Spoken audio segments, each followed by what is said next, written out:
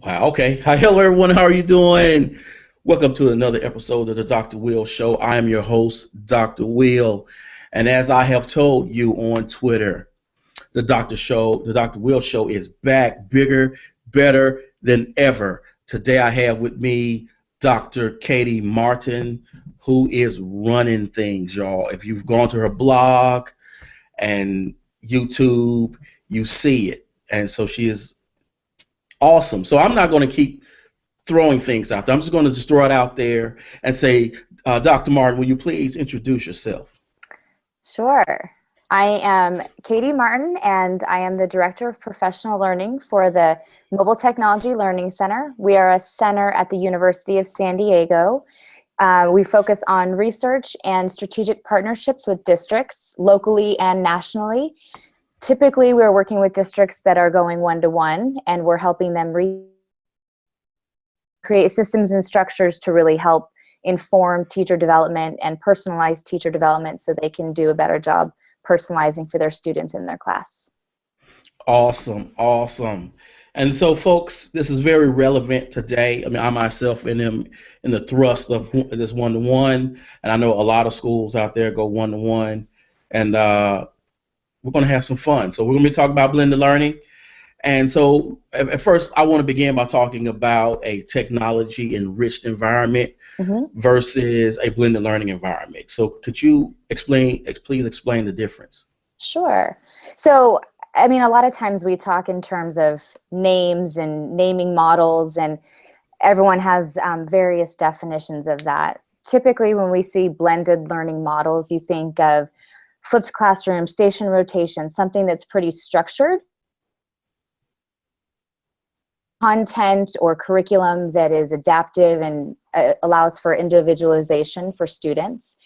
And teachers can set it up and structure a way for students to go on their own pace and path. But again, the content is is based on the curriculum, and that's what's driving the instruction or the program. The technology enriched environment, I think of more authentically focused on the learning, and it could take place in a variety of models, but you're focusing on what you're learning. Technology is brought in and used in a variety of different ways. But ultimately, I've seen great models with both. It ultimately depends on the learning objective and how the teacher is designing that experience and what the end goal is and how you're using the technology and the learning experiences to get there. Hmm. So, how should a teacher approach the design and delivery of blended learning? What sort of positive outcomes have you seen, and what have been some of the challenges? So that's an interesting question, is how they should approach it. And I think that we typically pull back from how the teacher should approach it and really ask what the leadership vision around the desired learning environment might be. And I think we were talking about this a little bit earlier, but at times when it comes to the teacher, we try and simplify it and say, just use this program or do station rotation, implement this curriculum, and they don't quite understand why. So I see challenges in that when teachers are saying, I'm doing Dreambox for 30 minutes or ST Math, and they move from program to program, not really fundamentally understanding why they're using this program or what the goal is and how it's going to help their students. So same with station rotation. I've seen students, they're going around and they're moving from cycle to cycle and working on different programs, but the teacher's not really understanding how that's helping getting them to their desired learning experience. So challenges of that is just kind of going through the motions, similar to an old style worksheet. You're just, it's number, page number 16 in the workbook. It's the next one in the series of the chapter, and you just go through and complete it, rather than really thinking about what the learning objective is and how those resources are going to get there.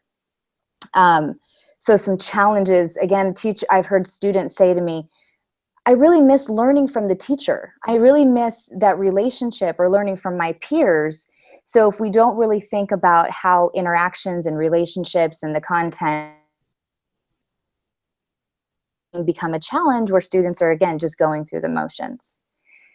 But you also asked about successes. I've seen great successes when teachers have been able to think about and understand the vision of the district. And if they're working to personalize learning and the curriculum allows them to do that, they can customize paths for students. They can use data and empower students to use data to really drive their own learning experiences, understand where they are in relationship to the goal.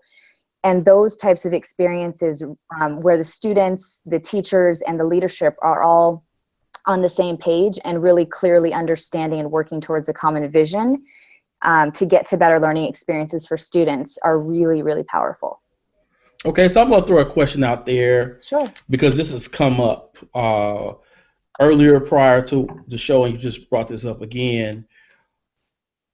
When you're trying to get teachers to sort of talk about their why, Mm-hmm. and you ask them, okay, what is your vision for your classroom? What goals do you have? What do you want to accomplish? And you hear crickets. How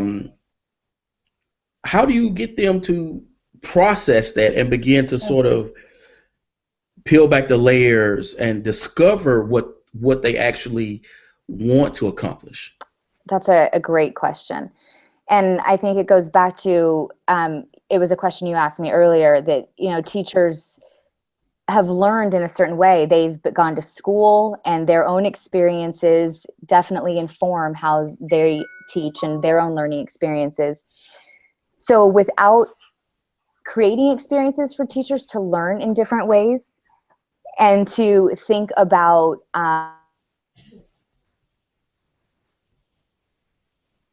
but they don't know, right? So if you ask me, what's your vision for technology? Yet I've never learned with technology. I've never seen students and what they could do in the classroom. And I haven't really had opportunity to talk to my peers about that. It becomes a challenge for me to create that vision without having an opportunity to talk with others about it. So a lot of times we work in collaboration. So from a leadership vision to create that shared message, show videos, take teachers on learning walks, create experiences for them as a student to really learn in new ways and then see work. So then it helps them take a step back and understand that there are different ways. Because what I found is teachers they do the best they know how to do at that moment in time. And until they know a better way,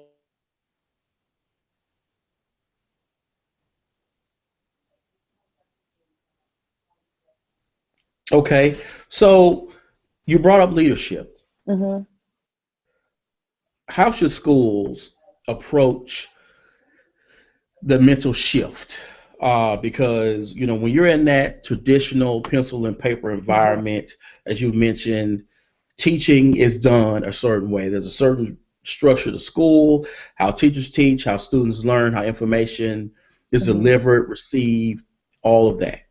But when you go into that digital environment where you can have a learning management system, you can have programs like ST Math or Compass Learning or Renaissance Learning, that puts more onus on students to become more self-directed, but it also sort of takes that teacher control of, from the time the bell rings to this bell rings, I am the show, and I dictate everything that happens. So how does leadership navigate that shift, and what pitfalls should they avoid? Sure. So this is an interesting conversation, and I think it's twofold.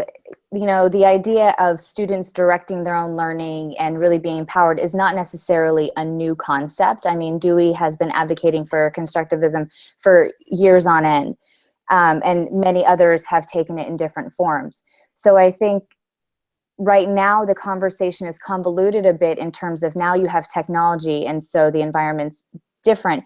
But if we're not discussing pedagogy and we're not discussing beliefs about teaching and learning and how students really engage with content to learn in authentic ways, the technology becomes, it's a substitute. We take what we did with paper and pencil, we upload it to a learning management system. That in and of itself is not going to change the way kids learn. If it's still a worksheet, if it's, a little bit more personalized, but still didactic. I learn, I fill something out, I turn it in. If we don't change learning and teaching and the pedagogy and how we design those experiences, the technology in and of itself is not going to change that. And we've seen that time and time again. I mean, I was in a classroom somewhere in the world recently, and I think someone told me it was literally from 1980, the math packet, where students were filling in each state. They were looking at their book, filling in the atlas, and they had iPads next to them. Each one of them had an iPad that they could have functionally searched and, used Google Maps and gone on Street View and searched for the different things in each of the states and resources and done a lot more investigating. But she was still thinking about, you look something up, you write it down, you memorize it, and now you know your 50 states. So the technology there was provided and they had access, but they didn't use it because the mental shift about how learning could look different was not addressed. Mm. And the students, I said to them, I said, so can you think of another way to do this? And they looked at me like, yeah, the internet's right here. We could be searching, we could be taking pictures, we could be, connecting with people all over the country. But the teacher had not had the opportunity or the experience to think differently now that she had devices. It was, you're going to use this to implement a curriculum rather than to fund the world. Okay now. Okay. See, now you're getting me, like, even though, like, in my practice with my teachers, there are those are some of the things I talk about, but I think I have erred in not stressing that more and making that a fundamental practice in how I sort of deliver my professional development, and make it a point to say, we're talking about a shift, not just in using technology, but in how, from a pedagogical perspective, how we actually interact with content. Right. So I need to get better on that. So if my boss, if you saying that, let me keep my job. So as we talked. Oh, go ahead. I was just saying, to that point, in our center, we've done research with teachers about shifting their practice, and they want to know that they're making an impact on student outcomes. And traditionally, if they've been successful in the old content and, my students learn, or they learn in the traditional ways, it's hard to shift away from that when you think you've been successful. So teachers need to work together and see how the new way of learning and teaching is impacting students. Okay, so to say that, let's go to professional learning. Okay, my favorite topic. Awesome. How, when we're talking, because we were talking about, teachers being in the habit of, I've taught this way, I've been teaching this way, I've been successful, or whether you're talking about graduation rates, test scores, or whatever measurement. How can teachers begin to develop a culture of innovation and personalized learning? And I say this because with this technology, as we know, you can do so much. I mean, a teacher with studying Julius Caesar can, on the Google Docs, have students, okay, you will be Julius Caesar, you can be Brutus, and create a diary with these Google Docs based upon their experiences. And students have to do research to do this, and writing, they can be sharing with each other, and creating. You can do a podcast show. There's so many things that they can actually do with the technology to learn the content and then live. You know what I'm saying? Have living experiences of the content as opposed to a worksheet or reading from a book. So how do we get teachers to that point of, and how we deliver professional development and getting them to see the importance and to actually be able to implement a culture of innovation in their classroom? I think there's a few ways, well, many different ways, but one of the things is understanding the shift that we want to see in our students. No longer is it going to be acceptable for students just to, not that it really ever was, but to do well on a test and then just go through. We know that for students to be successful in career and, you know, throughout their education and to really be successful now, they need to have a different set of skills. They need to be able to communicate globally. They need to be able to be critical thinkers and leaders and really solve and find problems. So if we're thinking about different outcomes for students rather than a test score, which has been held to that standard, that's the first thing, is really understanding the different skills and mindsets you want to develop in your students. With that in mind, I think, you know, teachers need to see and learn in different ways. One of the first things we did with one of our cohorts is we had them interview students. And when just empathizing with their students, their end users, put them in such a different mindset. They had assumed so much about their students that they were just going through the content, that students knew all this. And the students were telling them they were very disconnected from school. They were disconnected from the teachers. They didn't feel valued. The teachers put so much effort into their work. They were shocked to figure out that all students wanted was to connect with them. They wanted a relationship. And if they had that relationship, they would have done so much more and been so much more connected to school.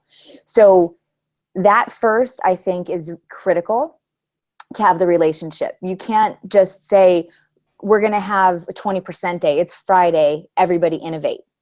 Right? And we do that so often that I'm going to let students, colleague and I were joking the other day, okay, today's the day I planned in my schedule, and so I have this chunk of time. Now go own your learning, students. You know, it has to be a culture that's created, and that starts with leadership. It starts with teachers modeling their struggle and not being in charge and being the ones who are owning all the content and owning all the delivery of the lessons, but teachers modeling their own learning process. One of the projects that I've done with my grad students in the master's class is a project where teachers who were practicing teachers had to just step back and pick something that they were learning. It could have been, I mean, I had someone learn how to knit. Someone was learning how to make tortillas. Someone was learning how to do a certain pull-up. Whatever it was, but they had to document that process and their own reflections and learning and then take that back to the classroom. So I think to change somebody else, you can't change somebody else. You can change yourself, and you can change how you design and model that experience. But that, for me, is fundamental. The relationships and modeling the risk-taking has to be present for students to feel comfortable and understand how to take risks and be innovative. Okay. So, in talking about this,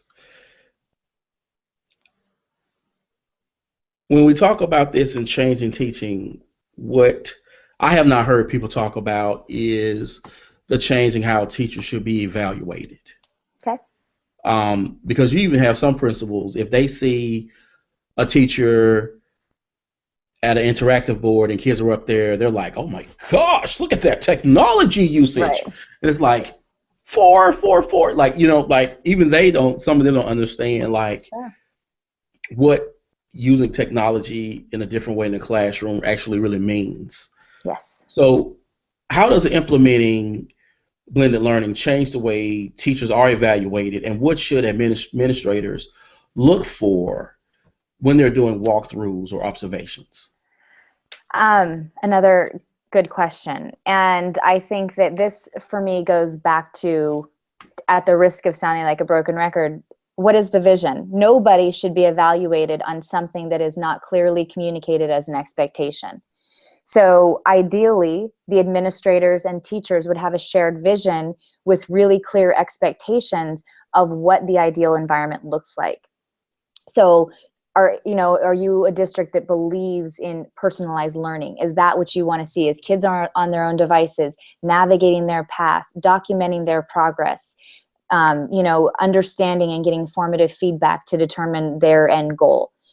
If that's the vision, then you would assess teachers based on those desired learning experiences and the teacher goals and what they're working on.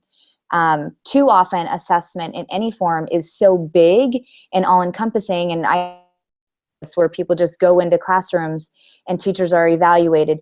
They have no idea what those indicators mean. Principals sometimes don't know what the indicators mean. Teachers don't know what they mean, yet they're going through the motions and checking things off out of compliance rather than to learn.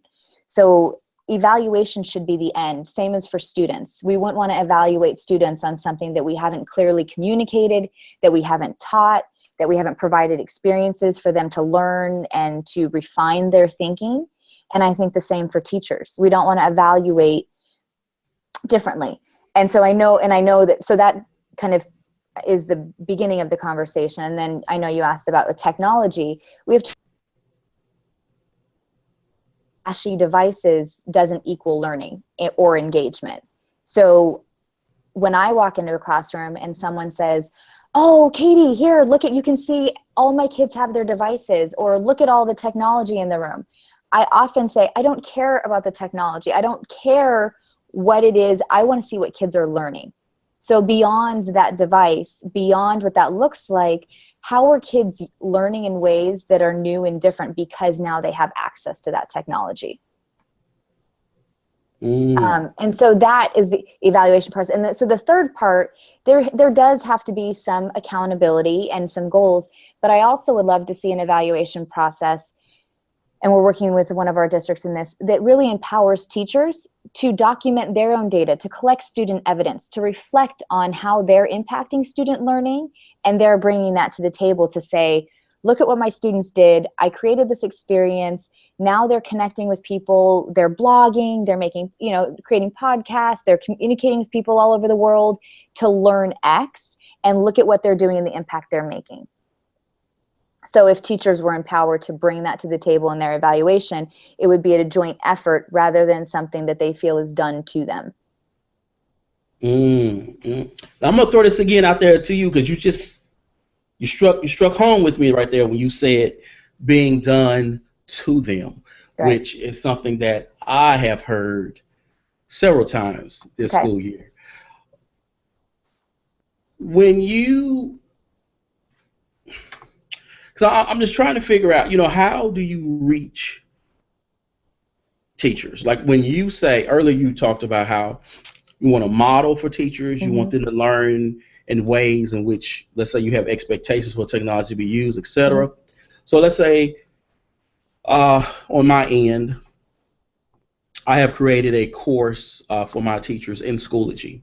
And inside that course, there's a blended learning course. There is a Schoology course, digital citizenship, and all of these are self-paced courses for teachers. Great. And they were designed in mind for basically what buttons to push. So when I see them in person, that is nothing we need to deal with. Right. We need to actually deal with instruction, and we need to deal with, and really dig deeper into the why. And so when that is there, which is new for teachers, because teachers are normally, especially if they've not had an undergrad or a graduate course online, for them to actually learn online is totally different for them anyway. But when those things are there, or when you go to a teacher and you say, and I got this from Jenny McGarrah out there, where she created an IEP for teachers, which I gave it out to teachers. I said, listen, beginning of the school year, I said, what is your goal? Good. Because what I want to do is for us to work together to accomplish your goal. Like I may have my goals. I know the district has things they want to accomplish, but I need for you to take ownership. And I know for us to work together, there has to be a we and not a me in this game. When you're talking about this putting on me, and when people are, I guess, trying to make efforts to sort of bridge that gap on someone in my position, what other steps can I take to pull that out of teachers to where they're more engaged, they're more invested, where they themselves see this, I don't want to necessarily say an evolution that they must undertake, but understanding that the reality is with these devices in the classroom, this change is real. It is very real. And how to, I guess, embrace it and not feel that it is being thrust upon them as some sort of mandate, but look at it and go, my goodness, look at what I can do with this. And for someone who has my position, who delivers PD, this is my job. What can I do to really get teachers to embrace this? So some things that we've had success with are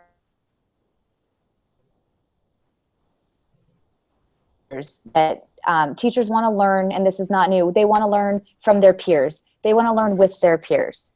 And often we think, just like teachers, I'm the PD person. I have to be the one to tell you. I have to be the one to share with you how to do this. But they want to really learn with someone who is teaching the same content, someone who teaches next door, who is their peer. And sometimes the facilitation of that is helpful. But a few things you said, like if it's online, I think that we are remiss sometimes if we think that just putting it online and telling teachers they're just going to go learn it now, and now we can focus on something else. The same way that the flipped model doesn't always work for kids. I told you to watch the video at home, so now we can come in and do this. Well, they don't do it. If we value it, we have to make time for it. And people want to learn on their own path, in their own ways, once they are bought in. So the getting bought in process is very much, why do we want to do this? How are we going to do it together? If you are holding me accountable for using this product, or for you're giving me time to learn something, to experience it, to practice and to talk about it with my peers and to try something out, and then go in my classroom and try it out. And then I have to come back to talk about it, then I'm accountable. But I also have a support system. So it's not that I'm going in to evaluate you to see if you're doing it. I'm asking you to try something, and I'm asking you to bring it back and share with your peers, because there is an expectation. You have a job. We want to impact kids differently, and you're expected to grow and learn as a professional. But this is doing it in a way that brings people into the process. So the more teachers can collaborate, but also learn on their own way and provide resources for them to go back and practice and think about it. Or if you taught them how to go online but they forget, they can go back and look at these modules. But that is how we have had success, is providing opportunities for people to work together, giving them a chance to practice, accountable. And then they can celebrate. Accountability isn't a bad thing. People like it when they are held accountable and they can share, they can learn, they can refine their practice. Then it's exciting, because then you start to see, I can make a shift in my kids' learning. Sitting with teachers sometimes and just getting them online, showing them Google Docs, they're like, this is awesome. But if no one sits down and shows them, it's frustrating and complicated, and it's something that they don't know how to even begin. So it's taking them, and George Couros always says that, from their point A to their point B. Awesome, awesome. This has been some rich information. This is so good. I might need to charge people for this podcast. So before we go, I want to talk about school districts, and you're in a state where they rolled out the bank with the iPads, and it was well publicized, but They're not alone. There Mm-hmm. are a lot of school districts that they buy a bunch of technology, Yep. Chromebooks, iPads, Mm-hmm. MacBooks, and they have absolutely no plan Right. for them, or they don't have the staff for them. So, because a colleague of mine just they went to a conference, this district rolled out one-to-one, I think K through fourth, Apple, not one instructional technologist in the district. They don't have a management. They didn't buy a management system Mm-hmm. for the devices. It's a mess over there. So when schools buy these purchases and they don't have a plan and they're stuck, what do they do next? I mean, what is your advice for them to move forward? Because the cat is out the bag, so to speak, because the devices are sitting in the classroom or they're in the district somewhere. Right. How do they move forward? So I think the first thing is just stopping. If you buy all the devices but you don't have a plan, I think the point it is critical that people get together and create a plan for what they want to happen. And it goes back to, if teachers aren't clear on what this technology is going to do for their students and what their expectations are, it will sit in the back of the room. So the first thing is really getting together and creating a plan for what it is we want teachers to do. Now, does that automatically change everything in the district? Absolutely not. But it has to be clearly communicated. The other thing is getting leaders together. I mean, we know that school leaders, principals and teacher leaders are the ones that are going to drive that change. Principals cannot do it on their own. Teachers cannot do it in isolation.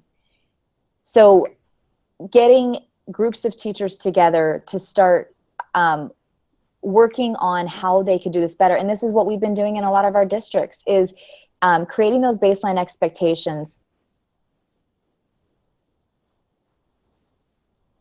See one another. That's the learning walks. I mean, get out of the classroom. Please, I beg districts, teachers, everyone, get out of the classroom and see somebody else teach.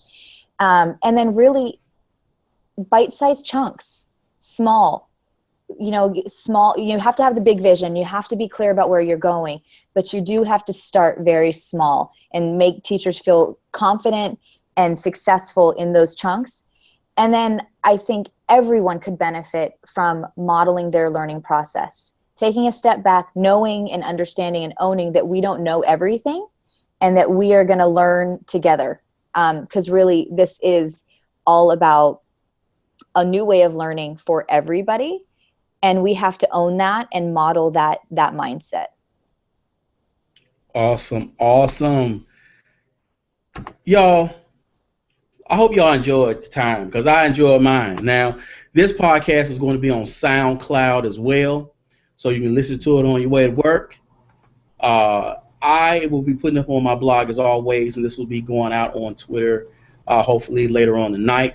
I would like to thank you, Dr. Martin, for being on the show, and I would like to do a part 2 with you and your crew if We love it.